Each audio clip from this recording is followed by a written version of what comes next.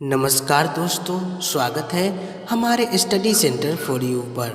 आज हम पढ़ने वाले हैं डॉक्टर सर्वपल्ली राधाकृष्णन पर आसान शब्दों में भाषण। इससे पहले अगर आप हमारे चैनल पर पहली बार आए हैं तो कृपया इसे सब्सक्राइब कर लें और साथ में बेल आइकन को भी दबा दें ताकि ऐसे ही वीडियो आपको सबसे पहले मिले। तो आइए शुरू करते हैं।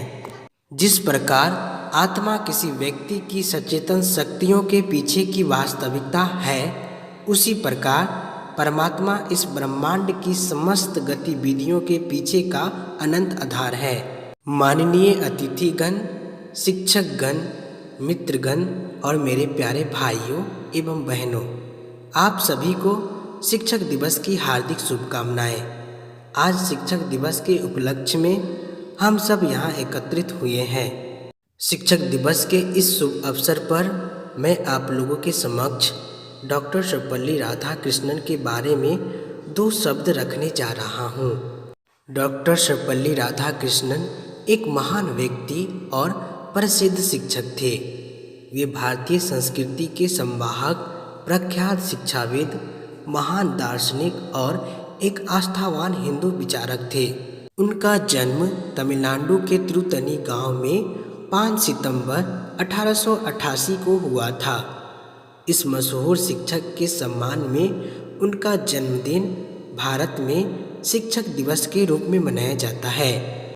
उनके माता का नाम सीतम्मा था, जो एक गृहिणी थी। उनके पिता का नाम सर्वपल्ली वीरस्वामी था, जो एक राजस्व विभाग में काम करते थे। वह शुरू से ही पढ़ाई लिखाई में काफ़ी रुचि रखते थे और इन्होंने अपनी प्रारंभिक शिक्षा तमिलनाडु के क्रिश्चियनी मिशनरी संस्थान से पूरी की।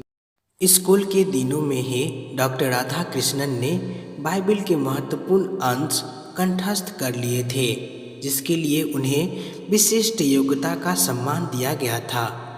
कम उम्र में ही स्वामी विवेकानंद और वीर सावरकर को पढ़ा तथा उनके विचारों को आत्मसात भी किया।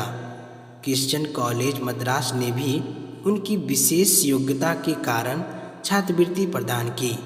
1903 में 16 वर्ष की आयु में ही उनका विवाह दूर के रिश्ते की बहन शिवा कामू के साथ संपन्न हो गया। उस समय उनकी पत्नी की आयु मात्र 10 वर्ष की थी, अतः 3 वर्ष बाद ही उनकी पत्नी ने उनके साथ रहना आरंभ किया। डॉक्टर राधाकृष्णन ने 1916 में दर्शन शास्त्र में एमए किया और मद्रास के रेजिडेंसी कॉलेज में इसी विषय के सहायक प्राध्यापक का पद संभाला।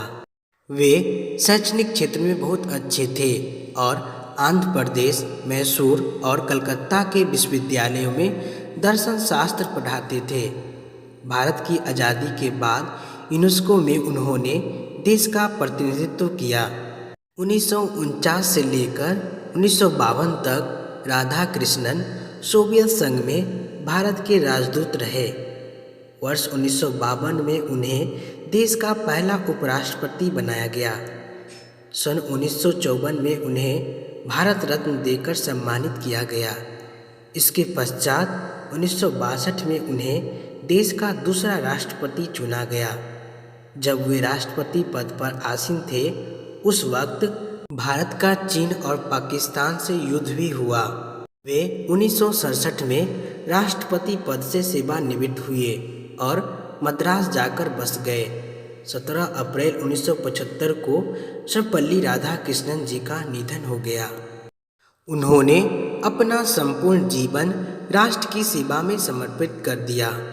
डॉक्टर राधाकृष्णन ने अपने जीवन के 40 वर्ष एक शिक्षक बनकर रहे। शिक्षा के क्षेत्र में और एक आदर्श शिक्षक के रूप में डॉक्टर राधाकृष्णन को हमेशा याद किया जाएगा। इन्हीं सब बातों के साथ मैं अपनी वाणी को विराम देता हूँ। जय हिंद, जय भारत।